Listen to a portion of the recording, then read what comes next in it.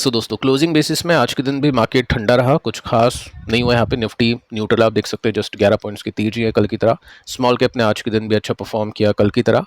USD थोड़ा सा strong रहा, स्टॉक्स हाफ हाफ है और सेक्टर्स में भी कुछ खास दम नहीं है, जस्ट सरकारी बैंक्स चले, बाकी सब कुछ आज ठंडे रहे हैं। अब कौन कौन सी ट्रिगर्स है जो मार्केट को प्ले करी उसको चेक कर लेते हैं। देखो कल नैस्डैक गिरा था, टेक कंपनीज के स्टॉक्स नीचे गए, टैरिफ को लेकर टेंशन अभी बढ़ना शुरू हो चुकी है। एशियन मार्केट्स की बात करें, कोस्पी की बात करें तो 2% नीचे ओपन हुआ, लेकिन क्लोजिंग में क्या हुआ, 4% गिर के बंद हुआ। तो कोस्पी का तो गेम ओवर हो चुका है, यानी टॉप बन चुका है, ऐसा इंडिकेशन मिलता है चार्ट्स में। और ये अच्छी बात है क्योंककि जब एशियन मार्केट से पैसा निकलेगा, इंडिया के अलावा जो भी मार्केट से एशियन मार्केट से, तो इंडिया में वो पैसा आएगा। और वो संकेत हम देख चुके हैं एफआईज की पिछले कुछ दिनों की बाइंग के अंदर। एक और डेटा इंटरेस्टिंग, वो मैं आपको अगले कुछ वीडियोस में दूंगा एफआईज की बाइंग का। बाकी फिलहाल ये सिचुएशन आपके सामने है। साथ में देखिए दोस्तों, एक न्यूज़ आती है कि यूएस ईरान बातचीत करना शुरू कर चुके हैं इनडायरेक्टली, और बातचीत अपने फाइनल स्टेज में है, यानी शुक्रवार तक हो सकता है कुछ डील हो जाए। ये बातचीत थी, ये कुछ आर्टिकल्स छपे थे, लेट्स सी कि क्या होता है। साथ में देखिए दोस्तों, टाइम्स ऑफ इंडिया का एक काफ़ी इंटरेस्टिंग आर्टिकल है जो मैं आपको बताना चाहूँगा। इसमें मेंशन कर रखा है कि क्यों इंडिया को रशिया का तेल खरीदना चाहिए टैरिफ लगने के बाद भी। और रीज़न क्या है इसके पीछे का। फर्स्ट आप देख सकते हैं कि हमको जो तेल है वो डिस्काउंट में मिल रहा है। सेकंड, एनर्जी सिक्योरिटी काफ़ी इंपॉर्टेंट है क्योंकि रशिया एक क्रेडिबल पार्टनर है। उसके बाद में थर्ड पॉइंट की बात करें, लिमिटेड ऑल्टरनेटिव्स। रशिया के बाद में कौन है जिससे अपन इतना तेल खरीद सकते हैं, कोई भी नहीं है। उसके बाद में आप देख सकते हैं नेशनल इंटरेस्ट फर्स्ट रहेगा, प्रायोरिटी फर्स्ट रहेगी। उसके बाद में जो टैरिफ है वो सब चीज़ों को देखा जाएगा।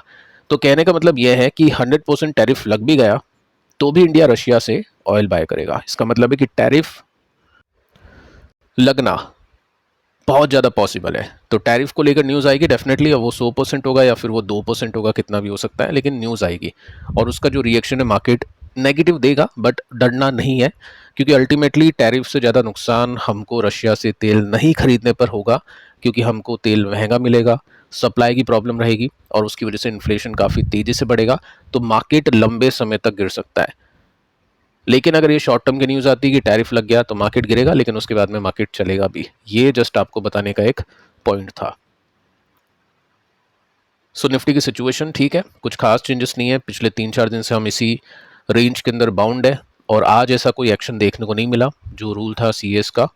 तो ठीक है, अच्छा है। यहाँ पे निफ्टी अभी रेसिस्टेंस के आसपास है। अब देखिए स्टॉक्स में काफ़ी एक्शंस हुए हैं, कई कंपनीज के स्टॉक्स उड़े हैं। क्या कारण है उसके पीछे का, लिस्ट बना के चलो, किसके कैसे नंबर्स हैं, किस में कितना एक्सपेंशन है, गाइडेंस किसकी अच्छी है, टेक्निकली कौन सी कंपनी स्ट्रांग है, काफ़ी कुछ काम आएगा। क्योंकि डेली बेसिस में मैं पूरा मार्केट तो कवर नहीं कर सकता हूँ, तो आपको थोड़ा सा मेंटेन करके चलना पड़ेगा डेटा अपने साथ। अब देखिए नवीन फ्लोरिन 13% की तेजी है, और इसमें हुआ क्या है, इसके रिजल्ट आए थे कल। पिछले कुछ क्वार्टर्स के रिजल्ट अगर आपने देखे होंगे, लिस्ट बनाई होगी, मेंटेन किया होगा, तो आपको पता होगा कि इसके रिजल्ट अच्छे आ रहे हैं। कुछ केमिकल कंपनीज में नंबर्स अच्छे आ रहे हैं। क्यों अच्छे आ रहे हैं, क्योंकि प्रॉफिट के मार्जिन की जो चिंता थी वो अब सॉल्व होती हुई दिखाई दे रही है। सो हुआ क्या है, यहाँ पे प्रॉफिट के मार्जिन 28% से बढ़ के 34% हो चुके हैं। तो काफ़ी अच्छी तेजी इसमें मिली है प्रॉफिट के बेसिस में। ठीक है, तो ये रीज़न था स्टॉक के चलने के पीछे का। रेवेन्यू आप देख सकते हैं जस्ट 44% बढ़ा है, लेकिन इसका जो नेट मुनाफा है 107% बढ़ चुका है। तो ऐसी कई केमिकल कंपनीज हैं जो बहुत ही अच्छा परफॉर्म कर रही है। बस उन्हीं केमिकल कंपनीज में अच्छे मूव आएंगे, तो उनको आप ट्रैक करिएगा। साथ में देखो आगे की गाइडेंस भी अच्छी दे दी है कंपनी ने। साथ में जो ब्रोकिंग टारगेट्स हैं तकरीबन 9000 के गिवन है। फाइनेंशियल 27 में मोमेंटम अच्छा रहेगा। Earnings beat, strong CDMO pipeline, material capex, ये सब चीज़ें हैं जो स्टॉक को ऊपर लेकर जा रही हैं। लेकिन दोस्तों एक गलती है जो इन्वेस्टर करते हैं। देखो अगर कोई ट्रेडर है, ये ब्रेकआउट था, हो सकता है उसने बाय किया हो, वो उसकी अपनी स्ट्रैटेजी है। लेकिन अगर कोई इन्वेस्टर है तो जब भी कोई स्टॉक चलता है, उसके अंदर अच्छा मोमेंटम आता है, चाहे वो नंबर्स अच्छे आने की वजह से हो या फिर वो अच्छी गाइडेंस की वजह से हो, तो वो एक रेंज में चलता है और बीच बीच में गिरता भी है। विदाउट गिरावट कोई भी स्टॉक ऊपर नहीं जाता है। किसी में गिरावट कम होगी, किसी में ज़्यादा होगी, बट गिरावट आएगी ज़रूर। तो यहाँ पे हम गिरावट को देखें तो 17% का ड्रॉप, ये उसके बाद में ये ड्रॉप 18% का, तो 15-20% का ड्रॉप आ जाता है। अगर वो आता है तो डेफिनेटली फिर देखना पड़ेगा इस कंपनी को उस बेसिस में। तो यही बात है, लिस्ट बना के चलिए, हो सकता है ड्रॉप आए तो मैं आपको बता नहीं पाऊँ उस समय, क्योंकि और भी स्टॉक्स होते हैं जिसको देखना सबसे पहले प्रायोरिटी होती है, तो उसको हम पहले डिस्कस करते हैं। तो ये सब चीज़ें डेटा आप अपने पास रखिए। टाटा टेक 6% की तेजी बनी, 52 वीक के हाई पे जा चुका है, बट ऑल टाइम हाई पे नहीं गया है। नंबर्स आपने देखे, नंबर्स डिसेंट थे। स्टॉक चला था नंबर्स आने के बाद में, काफ़ी टाइम बाद मार्केट को इसके नंबर्स अच्छे लगे, क्योंकि वैल्यूएशन अब कंफर्टेबल हुई है लिस्टिंग के बाद गिरने की वजह से। प्लस कंपनी ने यहाँ पे देखो क्या क्या बोला है, double digit organic sales growth लाएंगे, डबल डिजिट रेवेन्यू ग्रोथ लाएंगे। इसके बाद में फाइनेंशियल ईयर 27 का ग्रोथ आउटलुक इंक्रीज हो चुका है नई डील्स आने की वजह से, मोमेंटम अच्छा है। ठीक है, क्या रह गया? मार्जिन्स रह गया। सेल्स आपने बता दी, रेवेन्यू बता दिया, ऑर्डर्स बता दिए, अब मार्जिन्स ही तो है, वो भी अच्छे बता दोगे तो फिर क्या चाहिए मार्केट को? बस यही सब चीज़ें चाहिए। तो improving market margins, wages hike की है, सैलरी बढ़ाई है एम्प्लॉयज़ की, स्टिल मार्जिन्स अच्छे लाएंगे, ऐसा गारंटी नहीं है, लेकिन फोकस करी कंपनी इंप्रूव करने के लिए, ऐसा कंपनी का कहना है। डिसिप्लिन, एग्जीक्यूशन, ये सब चीज़ें हैं जो कंपनी कर रही है। तो इसके बेसिस पे स्टॉक में तेजी बन रही है अभी। टेक कंपनीज में वैसे भी माहौल बन रहा है अभी। एफआईज कुछ टेक कंपनीज को बाय करिए जिनके नंबर्स अच्छे आ रहे हैं, जिसमें कोफोर्ज, परसिस्टेंट, ओरेकल, ऐसी कंपनीज तो है। साथ में ये भी कंपनी उसमें एड ऑन हो चुकी है, क्योंकि ये जो डिसेंडिंग लाइन का चार्ट था वो तो इसने ब्रेक कर दिया, साथ में एक ब्रेकआउट और पेंडिंग था जो इसने आज आई थिंक दे दिया है। बहुत ही माइनर, आपको यहाँ पे जो डॉट की लाइन देख रही है, आपको दिख रही है, इसमें आप देख सकते हैं ये ब्रेकआउट है। अब अगला रेसिस्टेंस कौन सा है? ये क्या था? सपोर्ट था, तो इसी को रेसिस्टेंस मानते हैं। जस्ट मैं आपको सिखा रहा हूँ, ऐसा कुछ नहीं कि यहाँ तक पहुँचेगा। ये 20% ऊपर है, इस तरह से आप चीज़ों को देख सकते हैं टेक्निकली। डे चार्ट पे देखें तो अच्छे वॉल्यूम्स आज दिखे हैं, साथ में एक ब्रेकआउट है, नंबर्स अच्छे हैं, गाइडेंस अच्छी है। अब ऐसे ही आपको 5 कंपनीज मिलेगी टेक में या किसी भी सेक्टर में जिसमें ये दोनों तीनों चीज़ें होगी, नंबर्स अच्छे होंगे, गाइडेंस अच्छी होगी, टेक्निकल अच्छे होंगे। लेकिन आपको 5 नहीं खरीदनी होती हैं, क्योंकि इतने पैसे नहीं होते रिटेलर्स के पास में, ना मैनेज करने की क्षमता होती है। फिर आपको उन कंपनीज में से फिल्टर आउट करनी होती है उन कंपनीज को जिन पे कन्विक्शन कम है, और जहाँ पे कन्विक्शन ज़्यादा है उन कंपनीज की तरफ जाता है रिटेलर्स।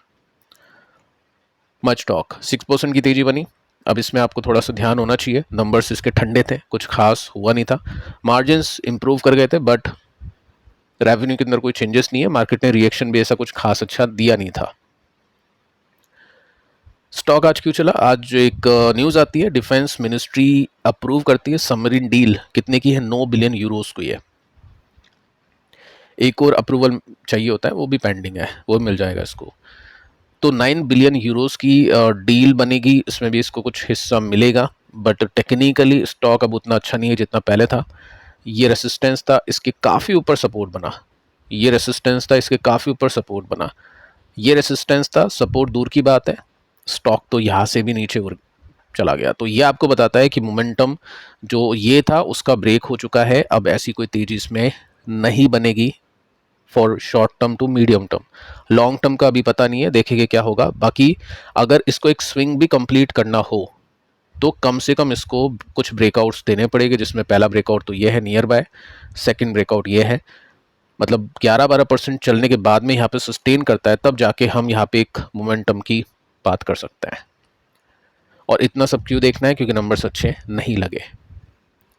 बीडीएल के अंदर भी वही सीन है, डिफेंस कंपनीज चली आज 4% की तेजी बनी है, और यहाँ पे भी सरकार अनाउंस करेगी 10,000 करोड़ की डील बीएल और बीडीएल के लिए। ऐसा सोर्सेज के हवाले से कहना है, सूत्रों के हवाले से जो सूत्र है वो है जी। ठीक है, तो ये रीज़न था इसके चलने के पीछे। अगेन इसके अंदर भी वही सिचुएशन, कन्फर्मेशन पेंडिंग है, अभी मिला नहीं है। जैसे यहाँ पे कन्फर्मेशन मिला था तो एटलीस्ट 13-14-15% चलना होगा, टिकना होगा, तब जाके कुछ गेम बन सकता है। ऐसा क्यों? क्योंकि नंबर्स अच्छे नहीं आए हैं इनके। कल्याण ज्वेलर्स देखो आज एक अच्छा मूव आया इसके अंदर, 5% की तेजी। एएसएम, ये आपको थोड़ा सा ध्यान रखना है, जहाँ पे वॉल्यूम्स कम हो जाते हैं, एडिशनल सर्विलियंस होता है। ठीक है, और जहाँ पे जो ट्रेडर्स होते हैं काफ़ी कम प्ले करते हैं, जो इन्वेस्टर होते हैं वो निवेश करते हैं। अब देखो यहाँ पे सीन क्या है, फर्स्ट आप देख सकते हैं नंबर्स हमने देखे, नंबर्स के अंदर क्या हुआ, प्रॉफिट मार्जिन टूटे, इसके एस्टिमेट मिस की प्रॉफिट मार्जिन में। स्टॉक्स गिरे नेक्स्ट डे, मतलब कल्याण का स्टॉक गिरा अगले दिन। ठीक है, तो वो एक चीज़ है। उसके बाद में आज इसमें बाइंग आती है और कल इसमें टारगेट 800 रुपये के दिए गए हैं, 38% की रेवेन्यू ग्रोथ। ये सिटी की बात कर रहा हूँ मैं। मार्जिन प्रेशर था, बस ये एक नेगेटिव पॉइंट है, लेकिन अगर ये भी आगे चल के इंक्रीज़ करता है तो अच्छी बात है। मार्जिन कम क्यों हुआ? क्योंकि गोल्ड एक्सचेंज जो ड्यूटी है, प्रमोशनल ऑफर दिए कंपनी ने, हायर फ्रेंचाइज मिक्स, ये सब रीज़न बने इसके लिए।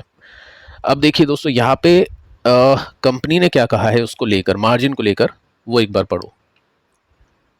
कंपनी कहती है कि एक्सपेक्ट करो कि हम प्रॉफिट मार्जिन को स्टडी रखेंगे दिस ईयर, यानी बढ़ाने की बात नहीं की है और यहाँ से नहीं गिरेंगे, यहाँ पे हम टिका के रखने की कोशिश करेंगे।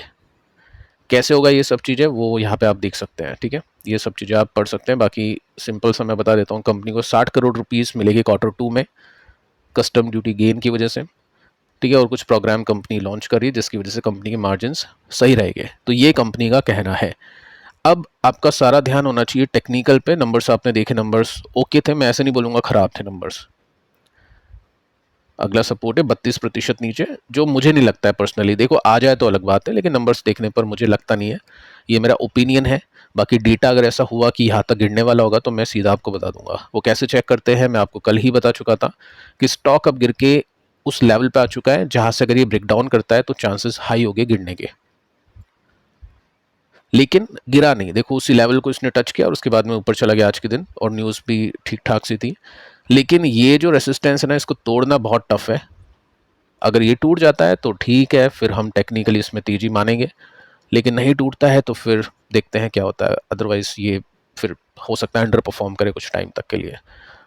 सो सब कुछ आपको टेक्निकल्स बताएंगे। यहाँ पे कई लोग बेच रहे हैं, कई लोग खरीद रहे हैं, कई लोग अपने प्रॉफिट बुक कर रहे हैं, कई लोग यहाँ से भी ऊपर जाने की चेष्टा में, 25% कमाने की चेष्टा में बाइंग कर रहे हैं। आप क्या करो, नीचे कमेंट कर सकते हैं। विदाउट ब्रेक डाउन और ब्रेकआउट अभी कोई स्ट्रैटेजी यहाँ पे अप्लाई नहीं होती है। एक बॉक्स के अंदर बंद है, या तो ब्रेकआउट होगा या ब्रेक डाउन होगा, तो उसके बेसिस पे यहाँ पे प्ले बनेगा। फिलहाल अभी तो नो ट्रेड, या ऑब्वियस है नो ट्रेड जोन में है।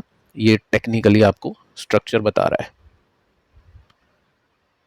तो फिलहाल इस वीडियो में इतना ही। कल जस्ट 2 ही वीडियोस मैंने आपको दिए थे, दोनों वीडियोस काफ़ी काम के हैं, चेक कर लेना। इनकी कंपनीज हम आज डिस्कस नहीं करेंगे, तो कल की वीडियोस आप देख लेना, मिस हो गए हो तो। मिलते हैं नेक्स्ट वीडियो में, तब तक के लिए बाय बाय।